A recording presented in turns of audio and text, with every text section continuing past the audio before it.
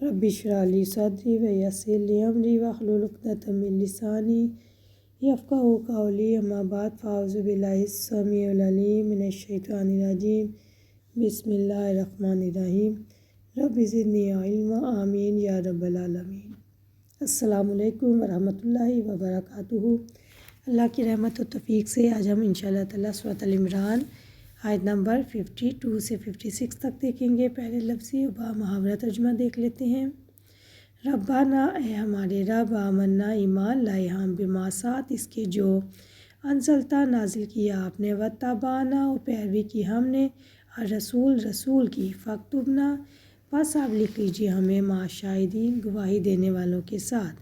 ومکروا، اور انہوں نے خفیہ تدبیر کی، ومکر، اور خفیہ تدبیر کی اللہ تعالیٰ نے۔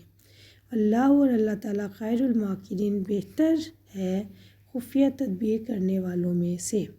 اس کالا، جب فرمایا اللہ تعالیٰ نے، یا عیسیٰ، عیسیٰ، انی، یقیناً میں، متوفی کا، قبض کرنے والا ہوں تجھے، ورافعو کا، اٹھانے والا ہوں تجھے، الیہ، اپنی طرف، ومطہرو کا، اور پاک کرنے والا ہوں تجھے، من الذین، ان لوگوں سے، کفروا، جنہوں نے کفر کیا، وجاعل، اور کرنے والا ہوں الذین، ان لوگوں کو، اتبعوا کا، جنہوں نے پیروی کی تیری، فوق، غالب، الذین، ان لوگوں پر، کفروا، جنہوں نے کفر کیا، الی یوم القیامہ، قیامت کے دن تک، ثم، پھر، الیہ، مرجعکم، میری طرف تم سب کی واپسی ہے، فاحکم، سو میں فیصلہ کر دوں گا، بینکم، تمہارے درمیان، فیما، اس میں، جو کنتم تھے تم، فیہ، تختلفون، اختلاف کرتے جن میں، فاما، پھر، لیکن، الذین، جن لوگوں نے، کفروا، کفر کیا، فاعذبہم، تو میں عذاب دوں گا انہیں، عذاباً شدید، سخت عذاب، فی الدنیا والآخرہ، دنیا میں اور آخرت میں، وما، اور نہیں ہوگا، لہم، ان کے لیے، من ناصرین، کوئی مددگار۔ اے ہمارے رب، جو آپ نے نازل کیا ہے، ہم اس پر ایمان لاتے ہیں اور ہم نے رسول کی پیروی کی ہے، چنانچہ ہمیں بھی گواہی دینے والوں کے ساتھ لکھ لیں۔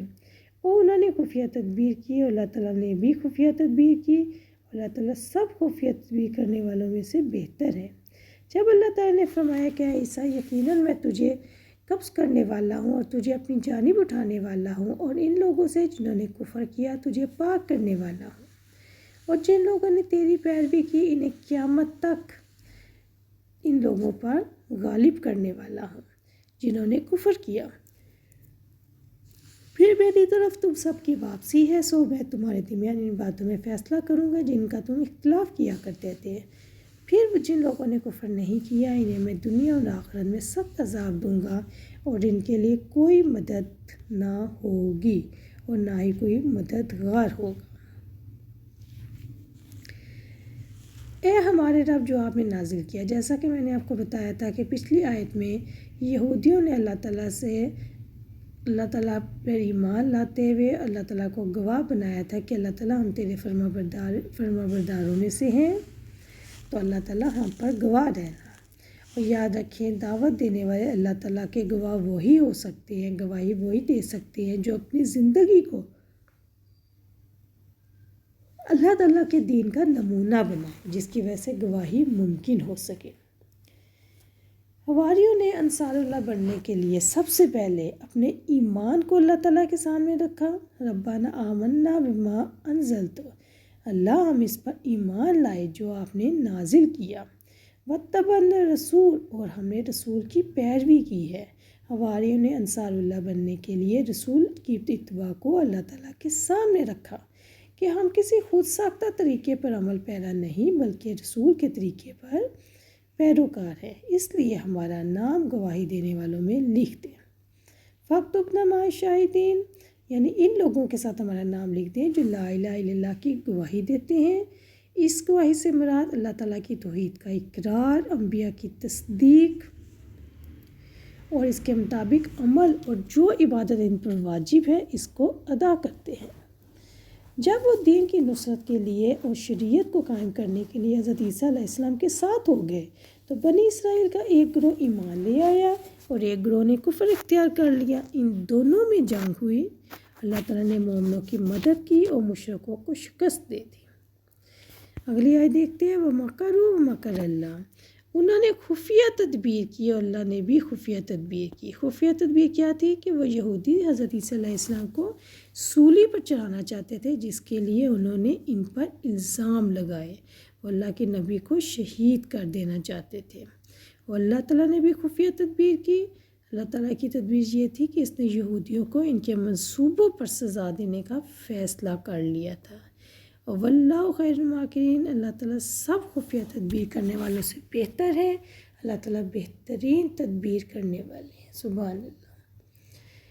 یہاں پہ میں آپ کے سامنے حضرت عیسیٰ کے قتل کا منصوبہ رکھتی چلوں۔ اس آیت میں اللہ تعالیٰ یہودیوں کی بدنیتی کا بتا رہے ہیں کہ جب انہوں نے اللہ کے برگزیدہ نبی کو قتل کرنے کا عزم کر لیا، اس وقت کا بادشاہ کافر تھا۔